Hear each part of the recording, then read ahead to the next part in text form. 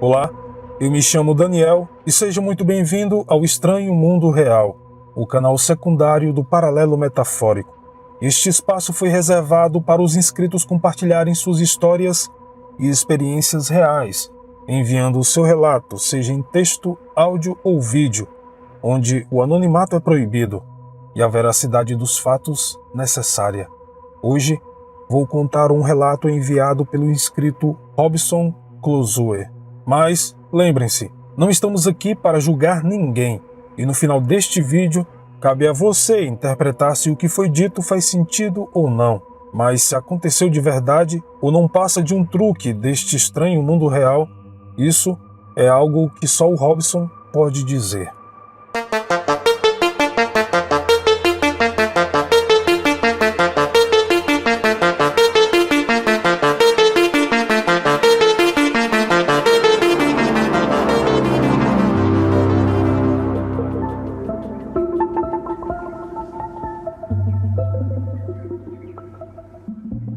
As crianças da escadaria.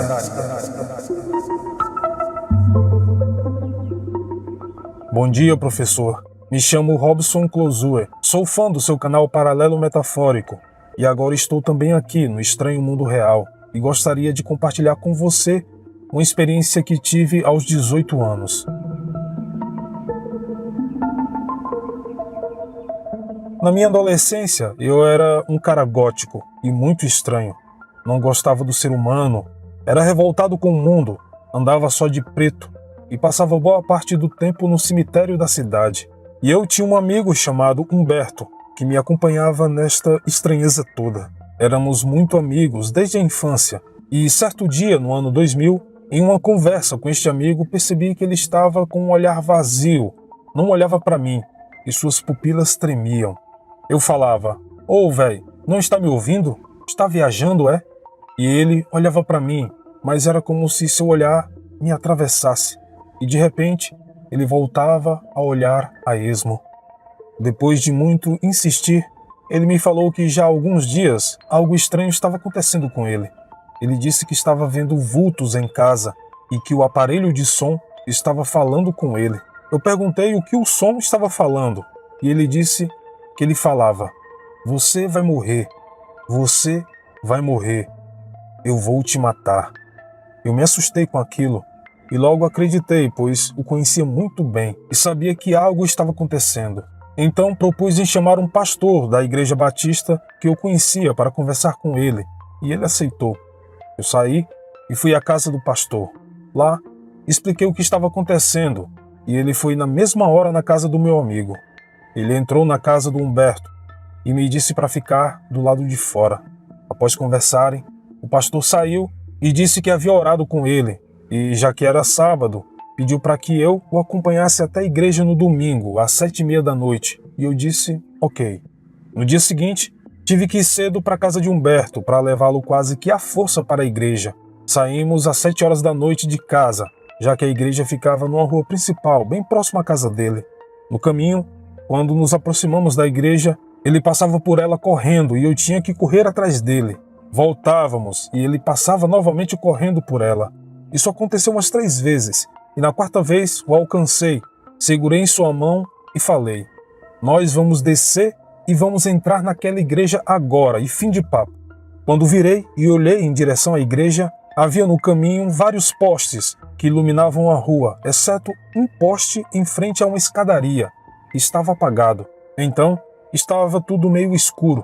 Segurando sua mão, descemos a rua e quando chegamos embaixo deste local escuro da escadaria, pulou em nossa frente 3 crianças, sujas e maltrapilhas. Elas começaram a correr em torno de nós, falavam coisas desconexas e riam. Humberto colocou as mãos na cabeça e começou a chorar, enquanto eu tentava afastar os meninos e tentava acertar tapas neles, mas não conseguia. Então, peguei a mão do Humberto e saí correndo daquele lugar em direção à igreja. E quando olhei para trás, essas crianças, que hoje creio finalmente que eram demônios, estavam paradas na escada e olhando com os olhos fixos para nós. Com muito sufoco consegui entrar na igreja na hora do louvor. Depois de alguns minutos sentados, meu amigo pegou uma Bíblia, ficou de pé e começou a ler em uma velocidade que eu nunca tinha visto antes. E de repente, começou a gritar e caiu no chão enquanto se debatia. Eu comecei a chorar e fui consolado por uma pessoa enquanto meu amigo era levado para um cômodo separado, sendo carregado por 4 homens. Após receber muita oração, ele ficou consciente, mas sem emitir uma palavra. Após o culto, o levei para casa com muito medo do que poderia acontecer no caminho. Chegando na casa dele, expliquei para seus pais o que tinha acontecido e fui embora muito assustado.